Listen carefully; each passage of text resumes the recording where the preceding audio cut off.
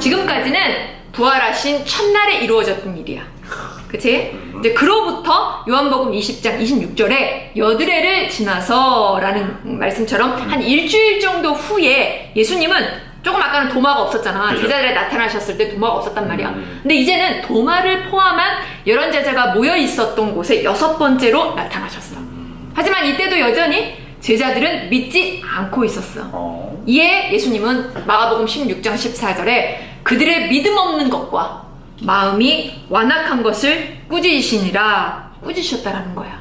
당연히 꾸지람을 받았겠지? 그렇죠. 지난번엔 도마가 없었지만 이번에는 도마가 등장하고 있지? 이 도마는 종교적인 감정에 쌓여서 덮어놓고 믿는 사람이 아니었어. 그렇다고 해서 믿음이 없는 사람도 아니었겠지? 우리가 알 수 있지. 왜 11제자 중에 한 사람이었잖아.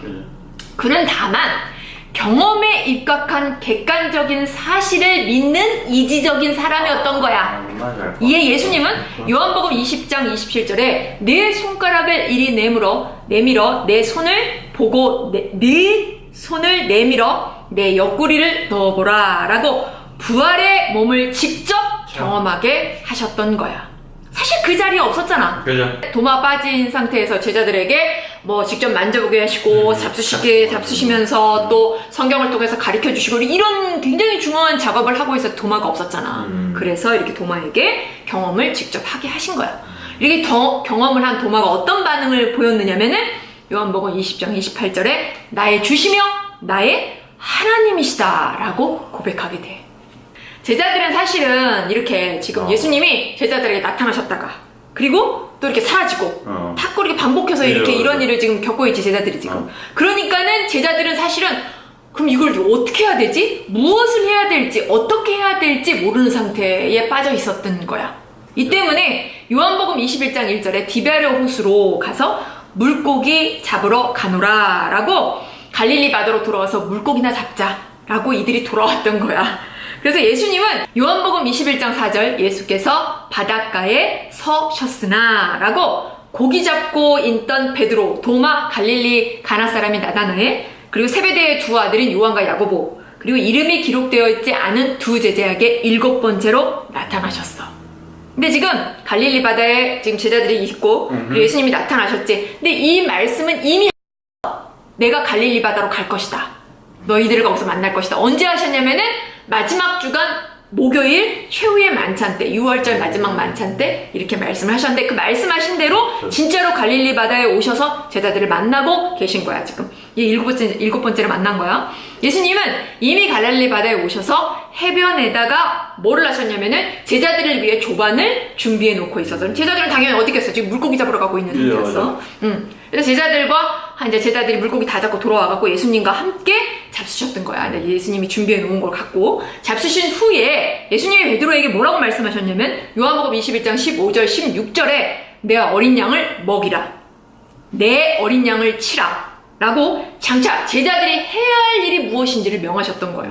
이 말씀 역시 언제 또 하셨냐면은 마지막 주간 목요일 최후의 만찬 6월절 마지막 만찬 때에 누가복음 22장 32절에 그러나 내가 너를 위하여 내 믿음이 떨어지지 않기를 기도하였노니 너는 돌이킨 후에 그죠. 내 형제를 굳게 하라 라고 베드로를 위해 기도하셨음을 말씀하셨잖아. 그리고 다음에 굳게 하라 라고 명하셨잖아. 결국 베드로를 비롯한 제자들이 예수님의 양들을 치는 일, 예수님의 양들을 먹이는 일을 감당하게 하기 위해서 미리 기도하셨음을 우리가 알 수 있다라는 거야.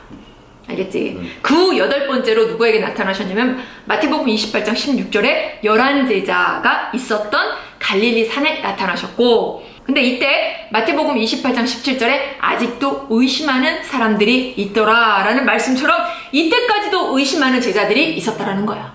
그리고 9번째에 고린도전서 15장 6절에 500여 형제라고 500여 명의 형제에게 동시에 나타나셨어. 9번째로. 그런 다음에 10번째로 예수님의 동생인 고린도전서 15장 7절 야고보에게 나타나셨어. 근데 이 야고보가 예수님과 형제지간이었잖아. 근데 형제지간이었는데도 불구하고 야고보는 예수님을 믿지 않았고 당연히 그러니까 부활하신 것도 믿지 않았다고 해. 그런 야고보에게 나타나 주시고 만나 주신 거야. 그 후에 이 일이 있은 후에 야고보는 굉장히 신실한 사람이 되어서 예루살렘 교회에 존경받는 인물이 되었다고 해. 그래서 사도행전에도 또 나타나서 굉장히 중요한 일을 감당하게 돼. 마지막 11번째로 승천하시기 직전 누가복음 24장 50절에 그들을 데리고 베다니 앞까지라는 말씀처럼 베다니 근처에 있었던 산에서 11제자와 함께 이렇게 계시게 돼. 나타나시게 되는데, 하지만 놀라운 것은 8번째로 나타나셨을 때에 마태복음 28장 10절에 아직도 의심하는 사람이 있더라라는 말씀처럼 이 당시까지도 예수님의 부활을 믿지 못하는 제자들이 있었다라는 것을, 대박. 또한 믿는다 할지라도 아직도 자기들의 기준에 매여서 그 안에 갇혀서 이스라엘 회복을 생각하고 있는 상태에 머물러 있었다는 사실을 우리가 알 수 있다는 거야. 이처럼 이때까지도 부활과 승천에 대해 예수님의 의도하신 바대로 깨닫지 못한 상태였다는 것을 알 수 있지? 예수님은 이들의 이런 상태를 아셨음에도 불구하고 이들을 향해서 사도행전 1장 8절 예루살렘과 온 유대와 사마리아와 땅끝까지 이르러 내 증인이 되리라 라고 굉장히 중요한 지상 최대의 명령을 이들에게 부여하셨다라는 거야. 이는 예수님이 지금의 제자들의 상태만을 보신 것이 아니라 무엇을 바라보셨냐면은 바로 장차 이들에게 성령이 임한 후에 변화될 이들의 모습을 바라보시고 이와 같은 명령을 부여하셨다라는 걸 알 수 있어. 이 말씀을 통해서 엄마는 말씀을 배우러 나오는 아이들이 이렇게 말씀 앞에 나오면 막 배우기 싫어하고 막 억지로 끌려 나오고 또 배운다 할때라도 건성건성을 듣고, 비록 말씀을 이처럼 건성건성으로 듣는다 할지라도, 그렇게 보인다 할지라도, 혹은 말씀을 그토록 가르쳤어, 그토록 배웠는데도 아무 달라지는 모습이 없어, 그렇게 보인다 할지라도 엄마는 실망하지 않아.